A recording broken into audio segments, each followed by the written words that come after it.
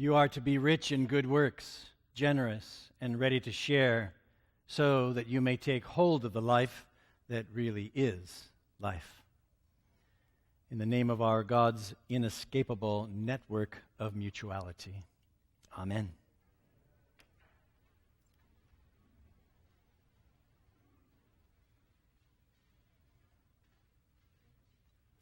Here's a math problem for you to start the morning.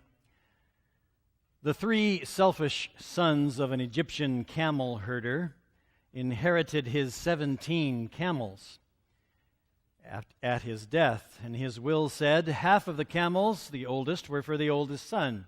A third of his 17 camels would be for the next oldest son, the next oldest camels, and a ninth of the camels would be for the youngest, 17 camels. Half would be 8.5 older camels. A third would be 5 2/3 camels. And the ninth part of the 17 would be less than 2 whole camels. Not possible. Each son was too selfish to yield, could not give in generosity to the others. What could they do?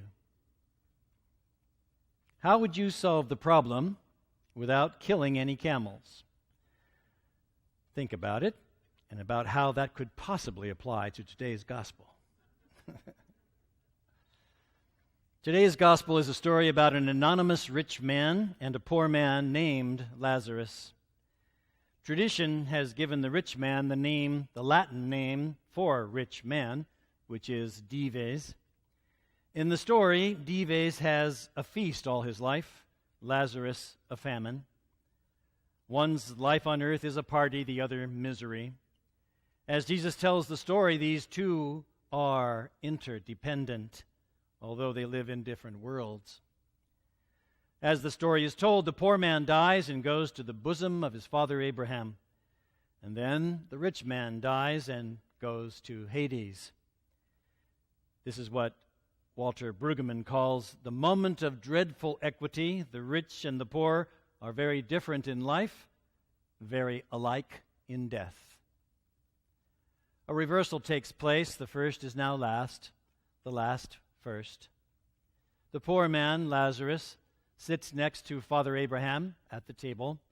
The rich man, Dives, is in Hades, a place of torment. We would call it hell. And there is no getting from one side to the other. A great chasm exists. There is a word for us in this story, and it is simple, difficult, and yet necessary a word. But if we will listen for it, there is good news for us who truly have to say we are rich. How we are judged has to do with how we treat the poor. There's absolutely no ambiguity about this point in the Bible. It is clear from Moses to Amos, from Hosea to Micah, from Jesus to Paul. And it is clear in this story, we, the rich, have received our reward. The poor will receive their reward in the life to come. How will we be judged depends in large measure on how we relate to the poor now. The law and the prophets have prepared us for it, if we will listen. And in this teaching of Jesus, we are confronted with the matter yet again, where are the poor in our world, and how do we treat them? Our Bibles teach us not to harvest every last bit, but to leave some, so that the poor, the gleaners, the alien might eat and be filled. Why? Because God says you were aliens in Egypt, and I heard your cries. We are given a choice, and that is to connect with the poor or to separate ourselves from them. The most powerful image in this story is of a big chasm, a giant ditch that separates the rich and the poor. Our calling is to strengthen the connections between rich and poor while there is yet time. Every time one of us serves at our food bank, that chasm becomes a little less significant. Every time one of us visits the jails with Prism Ministry, that chasm becomes a little easier to cross. Every time one of us takes time to listen to a brother or a sister from our transitional housing ministry, the communication chasm is breached. Every time one of us tutors a student at the Doris Dan Kids Campus, that chasm becomes a little less important. And every time the Cleaver Wellness Clinic treats an uninsured patient because of our support, that chasm is nearly erased. This is a fact. The chasm between rich and poor is not only economic and sociological, it is biblical, it is spiritual. I love Dr. Martin Luther King's commentary on this very parable. He says, "There's nothing in this parable that says Dives went to hell because he was rich. Jesus never made a universal indictment against all wealth. In the story of the rich young ruler, another story, when Jesus tells the man to go, sell all he has, and give his money to the poor, Jesus was prescribing individual surgery, not setting forth a universal diagnosis. And in that long-distance telephone call across the chasm that takes place between Dives in hell and Abraham with Lazarus in heaven, old Dives finds out that he went to hell not because he was rich, but because he passed by Lazarus every day and never really saw him.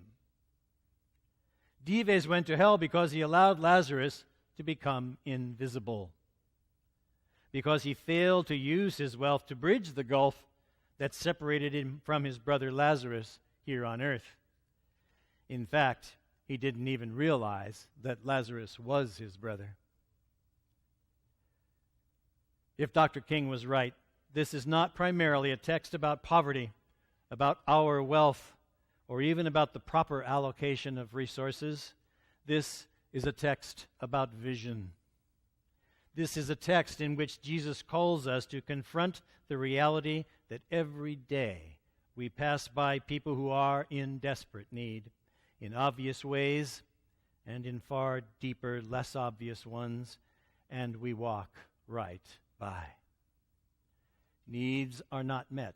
Children remain homeless. Families remain trapped in desperate fear and loneliness. One of the reasons that poverty is so difficult to confront is because it forces us to look into the eyes of people who are not as different from us as we would like to believe. And we hear their stories and walk with them in their struggles and really see the pain living in their eyes. Once again, in the words of Dr. King, I submit this is the challenge facing the church, to be as concerned as our Christ about the least of these, our brothers and sisters. And we must do it because in the final analysis, we are all to live together, rich and poor, lettered and unlettered, sophisticated and unsophisticated, tutored and untutored. Somehow, we are tied in a single garment of destiny, caught in an inescapable network of mutuality. Words of Dr. King. An inescapable network of mutuality. You are to be rich in good works, generous and ready to share, so that you might take hold of the life that really is life, in the name of our God's inescapable network of mutuality.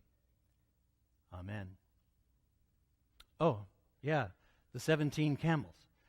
Divided in half, in thirds, and into ninths. Did you figure it out? The selfish boy's problem was solved by a generous neighbor who gave the boys her one old camel, all she had. So now the boys had 18 camels. Half of 18 is 9, a third is 6, And a ninth is 2. 9, 6, and 2 add up to 17. So the boys gave the youngest camel that was left to the woman next door. Little did they realize that camel was pregnant. The moral of the story, of course, when you give in generosity, it comes back to you, dwelling as we do in an inescapable network of mutuality. Amen.